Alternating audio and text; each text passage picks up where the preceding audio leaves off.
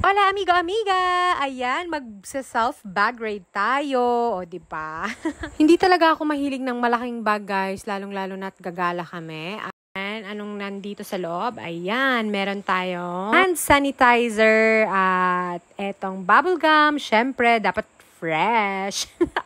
At meron akong suklay. Ayan, napakahaba ng buhok ko kaya kailangan ko ng suklay. At dito naman sa kabilang compartment ng aking bag, meron ako ditong, of course, sunscreen. Every 4 hours akong gumagamit ng sunscreen, lalong-lalo na ngayon. Napakainit dito sa Australia. At ayan, meron din akong lipstick kasi nga hindi natin alam kapag kakain tayo sa labas, namumutla tayo at kailangan natin mag-top up ng lipstick at saka lip balm. Ayan. So, meron din ako netong eye drops kasi nagsusuot ako ng grade contact lens. Ayan. Syempre, kapag nahihilo, hindi mawawala yung Vicks Vaporub natin.